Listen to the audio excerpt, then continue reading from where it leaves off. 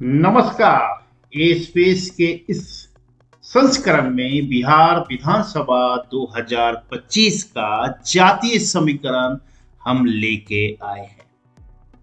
हम बताएंगे आपको कि जातीय समीकरण किस तरह से बिहार की राजनीति में हावी है। हम इसमें आपको ये बताएंगे कि जातीय समीकरण से किस पॉलिटिकल पार्टी को कितना फायदा होगा, 10 साल में किस करवट जातीय समीकरण बैठा है, और अंत में ए स्पेस का स्पेशल ओपिनियन पोल बताएंगे कि जातीय समीकरण के आधार पे कौन कितना सीट जीत रहा है। सबसे पहले बताते हैं कि बिहार जातीयगत जनगणना का विस्तृत रिपोर्ट के हिसाब से जो 2011 में गणना हुई थी उसमें यादव 14.27% थे, दुसाधारी धरवी 5.31%, मोची चमार रविदास जातिगत में 5.26%, कुशवाहा 4.21%, ब्राह्मण की प्रतिशत 3.66, मोमिन और राजपूत करीब करीब 3.5%, शेख मुसहर 3% के आसपास है, कुर्मी और भूमियार करीब करीब 2.25%, तेली मलाह 2.5% के हिसाब है, और बनिया और कानी ये करीब करीब 2.5%, धानुक 2% से ज्यादा, नोनिया 2%,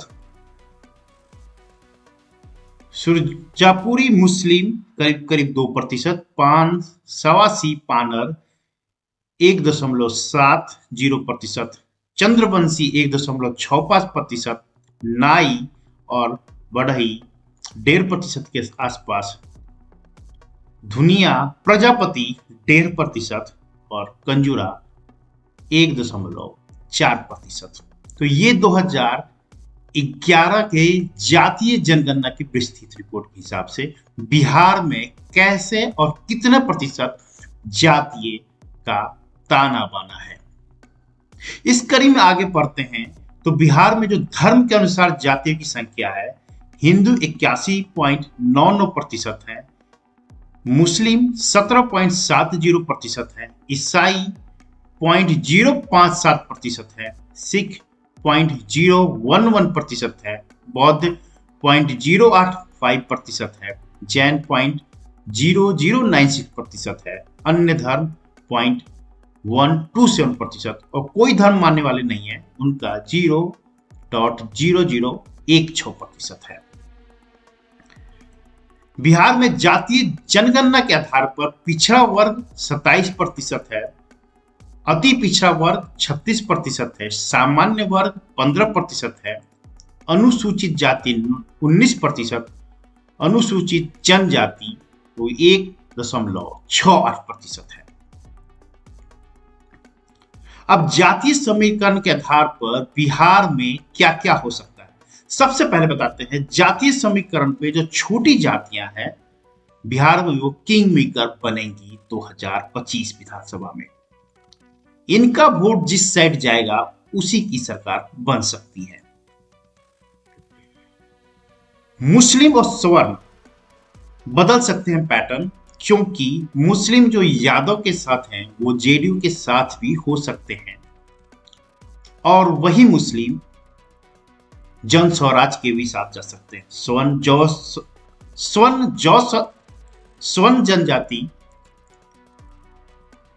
अब स्वर्ण की बात करते हैं तो स्वर्ण बीजेपी के साथ भी है, बीजेपी के सहयोगी जेडीयू के साथ भी है, राजपूत आरजेडी के साथ भी है, और प्रशांत किशोर की पार्टी के साथ भी हो सकता है। जातीय जनगणना के बनाए के नई समीकरण जो है वो इस वक्त आरजेडी को भी उतना ही फायदा देगा जितना जेडीयू को देगा। हिंदू आबादी मैंने जैसे पहले बताया कि 81.99% है और दूसरे में मुस्लिम 17.7% है। अब बिहार में पिछड़ा वर्ग का खेल समझिए, ओबीसी और ईबीसी 63% है। पिछड़ा वर्ग जो 27% है वो 12% आरक्षण में है और 36 जो है वो अति पिछड़ा वो 18% आरक्षण में है। अब 10 साल में बीजेपी का वोट बैंक किस साइड था वो समझने। बीजेपी को ओबीसी वोट 2009 में 22% था, कांग्रेस के साथ 24% था और क्षेत्रीय दल जिसमें आरजेडी और जेडीयू थे उनके साथ 54% था। 2014 में बीजेपी का जो वोट प्रतिशत ओबीसी वोटर था वो 34% हो गया, कांग्रेस का 24 से घट के 15% और क्षेत्रीय दलों में 54 से 51%। 2019-20 का बताते हैं जिसमें 44% बीजेपी में प्रतिशत बढ़ गया था, 34 से 44 10% का हिसाब हुआ था। कांग्रेस का 15 का 15 ही इंटैक्ट रहा और जो क्षेत्रीय दल आरजेडी जेडीयू का था उनका 51 से 41% हो गया था। जैसे मैंने पहले बताया कि समान वर्ग में किस परिवार को कितनी गरीबी है, तो गरीबी के हिसाब से बुनियार में 25% के आसपास है, ब्राह्मण में 25%, राजपूत में 24%, कायस्थ में 13%, शेख में 25%, पठान में 22% और सैयद में 17%। ये सामान्य वर्ग की बात हो रही है।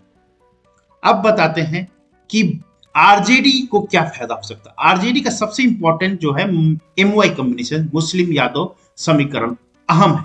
दूसरा 14% यादव और 18% के आसपास जो मुस्लिम है वो टोटल मिला के 32% होते हैं, जो आरजेडी को इंपैक्ट और इंटैक्ट हो सकता है। वही वोट बैंक कांग्रेस के साथ भी है और वही वोट बैंक सीपीआई सीपीएम के साथ भी है। मुस्लिम की जो आबादी है वो यादव समुदाय में से ज्यादा है, तो उनका प्रतिनिधि का तुलना किया जा सकता है। यदि आरजेडी अपने मैनिफेस्टो में लिख दे कि डिप्टी सीएम पोस्ट एक मुस्लिम कैंडिडेट को दिया जाएगा यदि उनकी सरकार आती है, तो इसका इंपैक्ट और बेनिफिट आरजेडी को हो सकता है। 2020 में विधान सभा चुनाव में 52 यादव कैंडिडेट थे और 19 मुस्लिम विधायक जीते थे।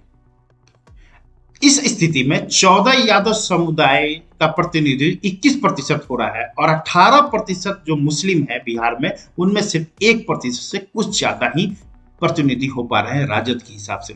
तो ये इंपैक्ट है आरजेडी के अंदर में, लेकिन बेनिफिट भी उतना ही है। अब बात करते हैं राष्ट्रीय जनतांत्रिक गठबंधन एनडीए की। एनडीए में जो ओबीसी और स्वर्ण की जो संख्या है वो जोड़ के इनका एक पैटर्न बनता है, वो राजनीति में बीजेपी और जेडीयू के साथ पैटर्न बैठता है। बुनियार, ब्राह्मण, राजपूत, कायस्थ मिलकर 10% है, लेकिन राजनीतिक प्रतिनिधित्व में ये 25% से ज्यादा है। राज्य में 243 सीट में से 63 विधायक राजपूत हैं, ब्राह्मण, कायस्थ और बुनियार समुदाय से। इस तरह से 40 में से 8 राजपूत सांसद भी हैं। ये चारों जाति बीजेपी का कोर वोट बैंक मानी जाती है। वहीं पर ये जहां पर आरजेडी का राजपूत वाला केस होता है वहां पर आरजेडी को सपोर्ट हो जाता है।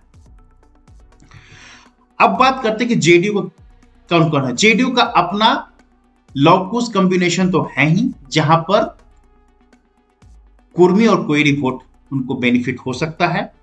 दूसरे कंडीशन में बीजेपी को अपर कास्ट और ओबीसी का बेनिफिट हो सकता है। पासवान वोट एलजेपी को तो 6% जो इंपैक्ट है वो तो इंपैक्ट होगा ही। आरजेडी का जैसे बोला मुस्लिम और यादव वोट के साथ राजपूत अपर कास्ट में और ओबीसी का भी कुछ बेनिफिट होगा। कांग्रेस के साथ मुस्लिम और अपर कास्ट यहां पर हो सकता है, लेकिन मुस्लिम और यादव क्योंकि ये समीकरण बैठता है और राजनीतिक में इंडिया ग्रुप में कांग्रेस और आरजेडी है, तो उस हिसाब से इनको बेनिफिट होगा। मल्लाह का वोट विकासशील पार्टी के साथ जाएगा और सीपीआईएम का तो उसके साथ ही।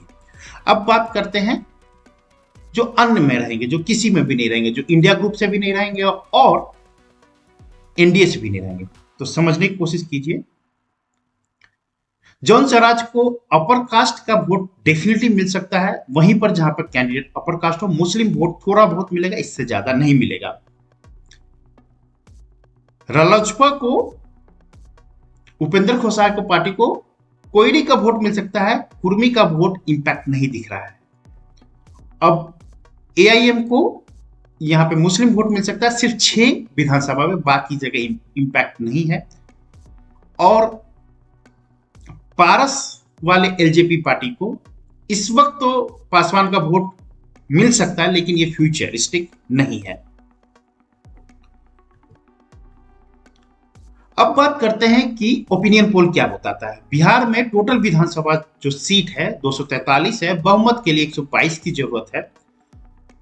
तो हम 3 कैटेगरी में बांधे हैं, एक में बिना गठबंधन का, एक जो एनडीए नीतीश कुमार के नेतृत्व में लड़ेगा, दूसरा राजद गठबंधन इंडिया वाला जो तेजस्वी के नेतृत्व में लड़ेगा। तो बिना गठबंधन वाले को जो 243 में से जो चुनाव लड़ रहे हैं उसमें से 20 से 28 सीट ही मिलेगा। जैसे कि आपको पता है कि प्रशांत किशोर ने बोला है कि 243 सीटों पे चुनाव लड़ेगी, तो 243 है। रालोसपा उपेंद्र कुशवाहा की पार्टी भी चुनाव लड़ेगी, वो करीब 20 से 22 सीटों पे लड़ेगी। 6 से 12 सीटों पे एआईएम लड़ेगा और पारस 50 सीटों पे चुनाव लड़ने की कोशिश करेंगे, जिसमें से टोटल 20 से 28 सीट ही निकलेगी।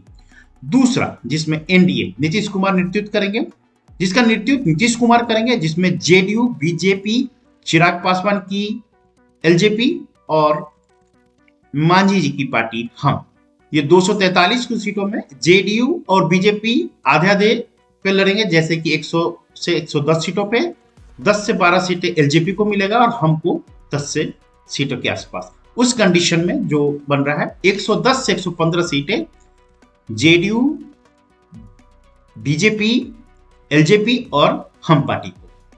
तीसरा जो राजद गठबंधन है, जिसमें आरजेडी, कांग्रेस, विकासशील इंसान पार्टी और सीपीआईएम समूह, इन सबको जोड़ के 243 में से 120 से 124 सीटें। आरजेडी 150 से कम सीटों पर चुनाव नहीं लड़ेगा। कांग्रेस यदि आरजेडी के साथ रहता है तो एक 50 सीट मैक्सिमम मिलेगा। 12 सीट के आसपास विकासशील पार्टी को और 29 से 30 सीटों के आसपास सीपीआईएम को मिलेगा। तो हमारा ओपिनियन पोल ये बताता है कि राजद गठबंधन को बहुमत के करीब सीट रहेगा, एनडीए 10 से 12 सीट पीछे रह सकता है और बिना गठबंधन वाले का इस वक्त तो काम नहीं दिख रहा है। दोस्तों, ये वीडियो आपको कैसा लगा प्लीज कमेंट बॉक्स में जरूर बताइएगा। मिलते हैं अगले वीडियो में, तब तक के लिए नमस्कार।